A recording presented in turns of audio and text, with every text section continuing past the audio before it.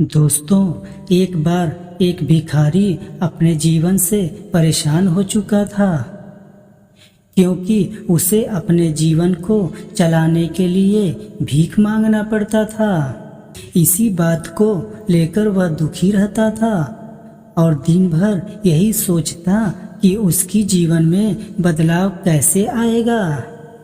यह सोचकर वह निराश हो जाता। वह देखता था कि बहुत सारे लोग निराश होकर आंखों में आंसू लेकर गौतम बुद्ध की तरफ जाते हैं और वापस लौटते समय वे बहुत ही खुश होते थे। वह भिखारी यह नहीं समझ पा रहा था कि गौतम बुद्ध उनके साथ ऐसा क्या करते हैं कि वे लोग बेहद खुश हो जाते हैं। वापस लौटते हुए लोगों के हाथों में ना तो ढेर सारे पैसे होते थे, ना ही सोने चांदी। तो फिर ऐसा क्या होता था कि लोग बुद्ध के पास से लौटते वक्त इतना खुश होते थे। ये सब सोचकर वह भिखारी भी फैसला किया कि वह भी महात्मा बुद्ध के पास जाएगा और देखेगा कि ऐसा वहाँ क्या हो रहा है कि दुखी लोग दुखी होकर उनके पास जाते हैं और खुश होकर वहाँ से आते हैं। वह बुद्ध से मिलने के लिए निकल पड़ा।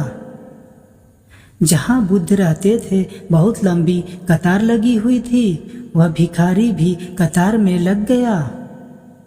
कतार में लगकर वह भिखारी अपनी बारी का इंतजार करने लगा। बहुत देर के बाद उसका नंबर आया और उसने बुद्ध से कहा, बुद्ध, मैं बहुत ही गरीब हूँ, मेरे पास कुछ भी नहीं है। मुझे अपना जीवन चलाने के लिए दूसरों से भीख मांगना पड़ता है। अब आप ही बताइए कि मैं अपने जीवन को कैसे बेहतर बना सकूं।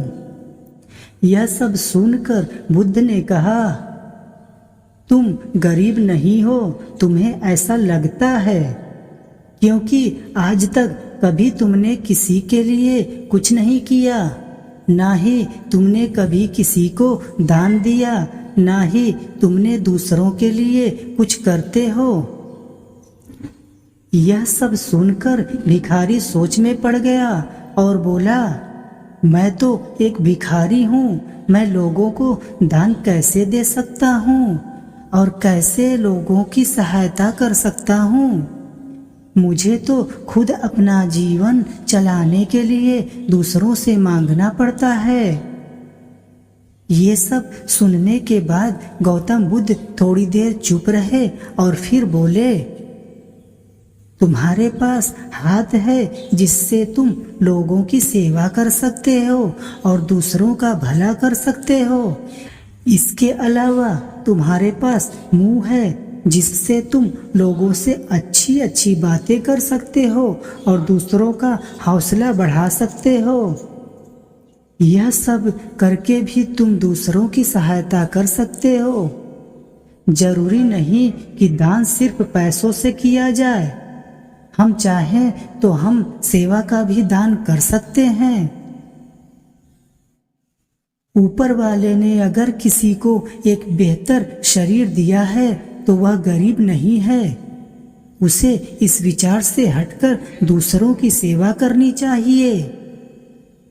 बुद्ध की यह सब बातें सुनने के बाद वह भिखारी बहुत ही ज्यादा खुश हो गया और उसका मन संतुष्ट हो गया।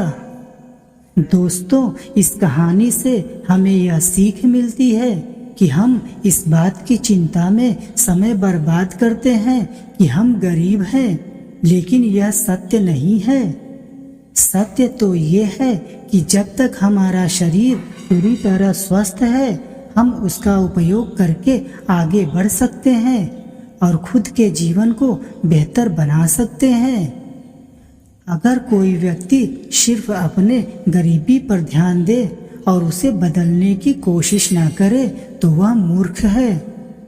इसके अलावा हमें इस कहानी से यह भी सीख मिलती है कि दान सिर्फ धन का ही नहीं बल्कि शिक्षा का, सेवा का, अच्छे विचारों का आदि का भी किया जा सकता है।